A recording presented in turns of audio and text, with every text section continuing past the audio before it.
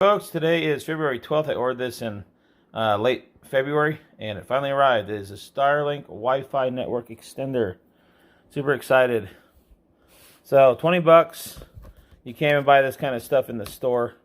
I mean, really, let's just be honest. $20 doesn't buy anything anymore. So, I'm doing this a one-hand Charlie. I'm going to open up this tab and do the unboxing and unveiling here. And we're going to find out what is inside. Stand by. Alright, so just open this up. There's a cord on this, which is interesting because I thought it would just plug right in like the other ones do that have the direct plug, like the ones you can get at Home Depot, into the wall. And I have ceiling plugs, so okay, so basically this has a dongle on it and a cord. This is nothing like I thought it would be. So I'm glad I'm making this video. I can already tell this dongle is going to plug directly into the Wi-Fi port. Or the dongle port from the satellite itself into the actual router Wi-Fi port is what I was referring to. I can tell by the angle and the plug end on this dongle. There is no power plug. So this is then going to plug in. This from the satellite up top is going to plug into there.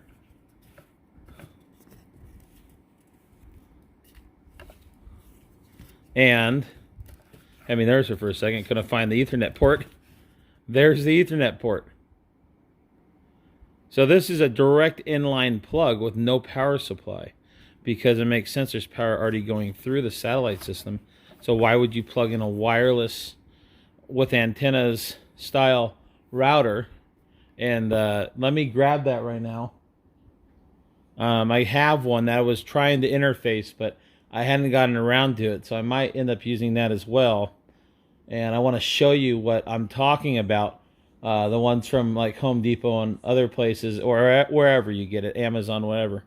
So hold on one second. Let me grab that, and I'll show you what I was thinking I was going to be getting for $20. Now it makes sense why this is so cheap. Hold on. So here I have what I thought I was going to be getting, something similar to this. Antennas, Netgear, this one is obviously, with a Ethernet port on it. And this has the setup, you can hit the WPS button, which Starlink Gen 2 does not have, which is what I was hoping I could do, because setting this thing up now, it was just becoming difficult. Getting the software updates, the apps, all that stuff. I just didn't have the time the other day. But we were going to try to set this up first and integrate it into the Starlink, which I know you can do. You got to be able to. But instead, we ended up with this. A dongle that's going to plug into the Wi-Fi router for where originally the satellite plug goes. The satellite plug is then going to plug into this side to continue the continuity. And then you have your Ethernet port on this side. Interesting. So there is no plugging into the ceiling of that. Luckily, I have enough Ethernet cable already to make it work. Otherwise, I would have a problem. But I might have to re-engineer my design that I have set up already. And to finish the unboxing, I haven't even pulled this out yet. Here's the card I just pulled out of the box. And that's all you get. Again, they're cryptic linguistics, much like what seems to me to be like Egyptian linguistics. Yeah, this is the right way. And that's exactly what they say they do. Pretty smart. From the satellite into the Ethernet adapter port, and then into the bottom of the modem, Wi-Fi, and then the Ethernet's on there, and you have to plug directly into it. So that makes a lot of sense. Now, I'll tell you right now, my camera system I want to use for this, I have multiple, is direct control only. It is a night owl system. However, I don't have the Wi-Fi capability on that system in particular. They all do now. So I have to be hardwired, which is why I bought this. So it's not like I can go from here to this, which is where everything's mounted. I'm going to show you that in a second, my setup. And it is pretty much a temporary setup. But I'm going to build a shelf, and I'll show you that what I'm going to do there for my permanent setup for my router. And all this will make more sense then on how this is going to work. So what I'm going to do is show you where I have set up now and what I was thinking I was going to be getting by plugging this guy in to the ceiling plugs I have and making it all cohesive and easy. But now, yeah. Let me show you what I was thinking and what we're going to do. Okay, so this is what I have now. It's just sitting on top of my mini fridge up here upstairs where I have to do all my stuff. And then I have the excess wire, which is a ton for me, sitting up here. And then what I was going to do is I had that plug there, which it's plugged into now. And I was just going to plug in the Netgear plug. This guy here, there's a plug right into the ceiling. I thought that's what I was getting. So now my problem is I'm going to have to run to my, I don't want to show you all my setup for security reasons, but to my right, a little ways down, is the plug for the security system. And now I'm going to have to figure out how I'm going to get that over to here, considering that that plug cord isn't that long. I was thinking of the other Ethernet cable I had set up for a different thing going to my detached garage, which is a ways from the house. So I'm going to have to figure out, basically I got to plug into this deal here and then figure out how I'm going to get the wire over to here now, which isn't a big deal, but it just complicates things. I might even need an adapter to go from there over to here, or just make some more cord. Not the end of the world, just more crap I got to do that I didn't want to have to do and make things, but that's the deal. So we'll get this all hooked up and then we'll get back to it. Okay, once again, I'm going to try to do this one-handed Charlie, and we're going to undo this, the dongle to go into the satellite. I'm not sure on that little hieroglyphic card is the word I was looking for earlier. It says undo the power first or not, but I've unplugged this before and not had to undo the power. We'll see what the results of that are. A little experiment here for us. Let's unplug this without undoing the power, which might just be safer undoing the power, but let's see what happens when we don't. So we're going to do the satellite dongle here. That actually came out really easy. It's the power one that doesn't when you're resetting. So we're going to now take this right there in the camera, and we're going to plug it into this bad boy right here. Now bear with me, I'm trying to do this with one hand, and we're going to slides right in, like flawlessly easy. And somehow I managed to get it on the right position because it only goes one way. All in one shot. So, now, we're going to plug this guy in. There. That also, right way, first time. I have to say, with one finger, one or two fingers and a thumb, that was super simple. I don't know why they make this so difficult to unplug. I mean, I understand power, they don't want it to come out and all, and they have that little rubber on there for watertight seal, moisture seal, but this thing's a real pain in the ass to unplug it and plug it back in, especially when you got to do it fast. So anyway, that's plugged in. So now we're going to here, going into the device. There's no Ethernet port plugged in yet. Cord, I'm going to figure that out right now. And then the satellite's plugged into here, which goes up to the roof. So that's that. Stand by. Okay, so what I found is my cord is literally like a foot too short. Now, I was able to make it reach if I put the shelf up. But what I'm going to do is build myself a Cat 5 cable. I'm using Cat 5e, which is what Starlink is known to use as well. This is the cable kit I just wanted to show you real quick that I got off Amazon. I don't want to stop the video and tell you exactly how much it is, so don't quote me. I'll put it in the video in writing how much it was exactly. But I think it was somewhere between anywhere like 30 bucks, maybe 50 bucks. And you get all these different stuff, screwdriver kits, zip ties, chart how to wire it, the plug cutter, the wire cutter, the plug, also a splicer and crimper. And there's also cutters on this as well. The boot that goes on the back, and the actual connectors and the cable testers. Very efficient, very simple stuff. And the Cat 5e 1,000-foot roll I also got from Amazon. I think this was around $80 to $100, so something like that. But when you got big property like mine, it's good to just buy the big roll. You know, it might not even been that much now I think of it. I think I really misspoke on this. Again, I'll put it in the comments how much it was. It might have been a lot cheaper than that. In fact, I was surprised how cheap it was. It might have been anywhere in the $20 to $50 range. But it's been a while since I purchased this. I've made one large run to my detach garage. So what we're going to do right now is we're going to fabricate a cable. That'll be a different video, but I'll show you the finished product. Okay, I just thought as I go here, I'll just do a tutorial with this right now. So this is the 5E Cat 5E. This is about how much I cut off. I'd say it's approximately 1.5 inches. And these are all of our wires. So we use this chart to determine which one we want to do. And we're going to do the T568A. And there's also T568B. B is for business. So it's for a business line. And this is the one you'd use for residential. So commercial, basically residential.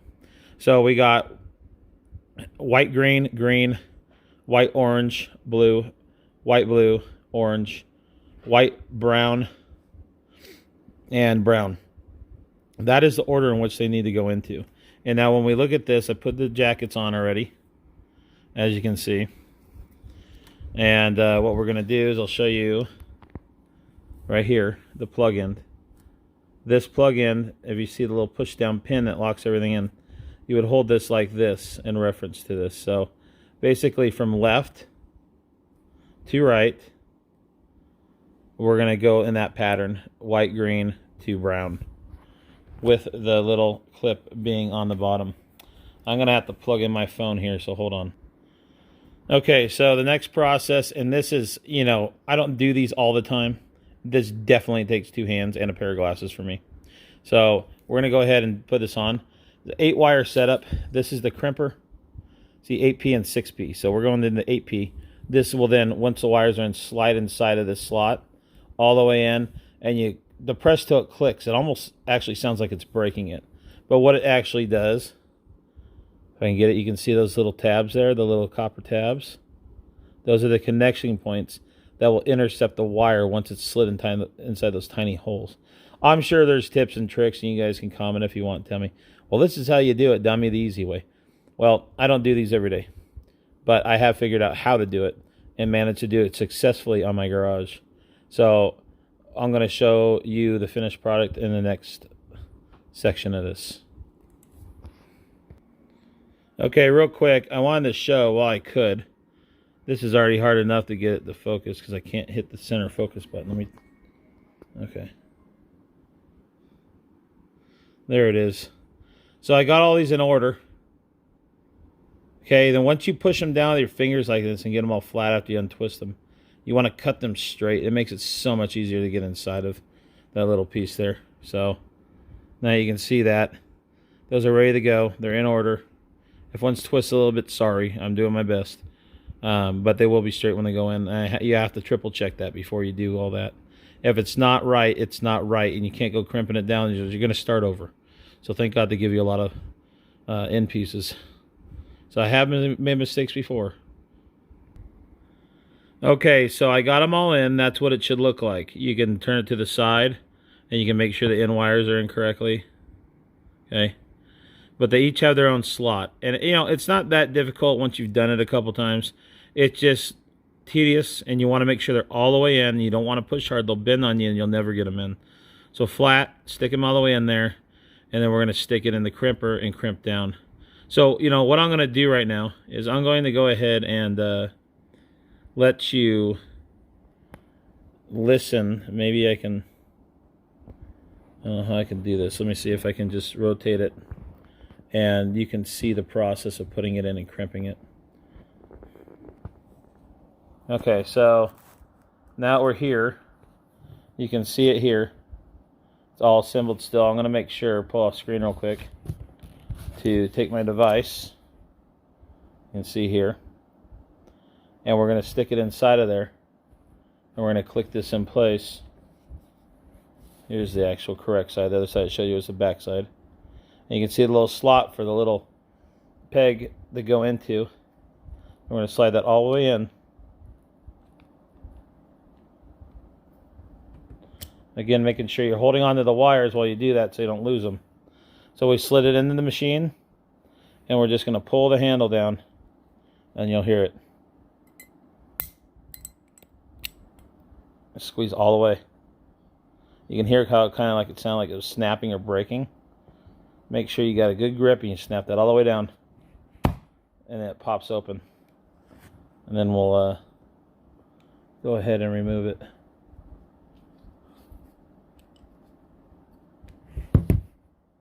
And we're going to inspect it. If there's a problem, I got to do it over, that's fine. So we'll inspect it. We'll yank on it a little bit. Make sure that's good in there. It is. All the splines are collapsed. And it looks good. So let me switch back. So now,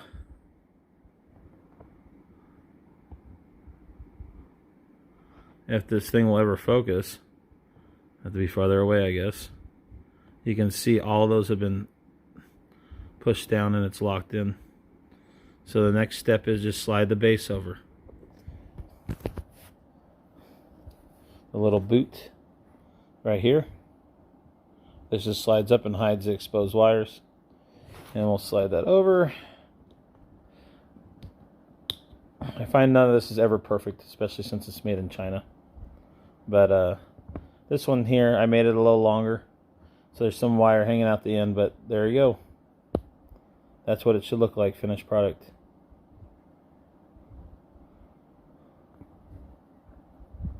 And we will do the other side. I'll cut those a little bit shorter so it fits in there better, because the purpose of the boot is to make sure it's over the actual protective sleeve too. And I made that one a little long trying to make this video at the same time. But no problem, no issues whatsoever. We'll get the next one done and I'll show you that one in here in just a second. Okay, I have successfully made the other end. A lot easier with both hands, not trying to make a video. And as you can see very clearly here, is that it fits, the boot fits on the casing perfectly, on the protecting shield, and it looks beautiful, it looks professional. So we're good to go. We're going to run this wire, we'll test it out, and we'll do a cable testing test on it, and then we'll hook in. I have a Wi-Fi router that's actually a game router that functions pretty well. It's actually still pretty expensive and top of the line. We're going to plug that in as a extended router to the router, the Starlink router, so I can add multiple devices later on. Okay, so there's two ways to test the line after you build it. This is a cable tester that comes in the kit. As you see, I put it on fast motion, and it's identifying each one of the lines 1 through 8.